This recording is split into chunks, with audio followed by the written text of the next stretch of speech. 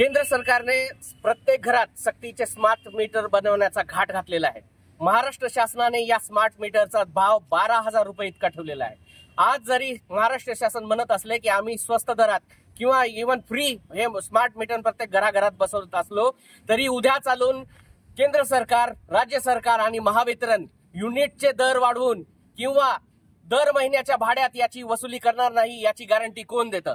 तर ही जनतेची शुद्ध पिळवणूक आहे। स्मार्ट मीटर कशासाठी बसवण्यात येणार आहेत? तर स्मार्ट मीटर केंद्र सरकार असं म्हणतं की आम्ही वीज चोरी रोखण्यासाठी स्मार्ट मीटर बसवणार आहेत।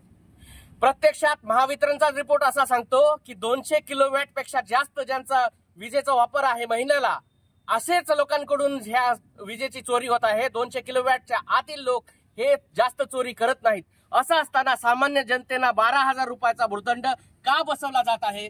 आणि या स्मार्ट मीटर बसवण्याचं कॉन्ट्रॅक्ट हे अदानीला नंतर दिलं जाणार आहे। म्हणून केंद्र सरकार अदानी आणि महावितरणचा विरोध करण्यासाठी आणि हे स्मार्ट मीटर तात्काळ बंद करण्यात यावे या मागणीसाठी आम आदमी पार्टीतर्फे आम्ही राज्यव्यापी आंदोलन करत आहोत। धन्यवाद।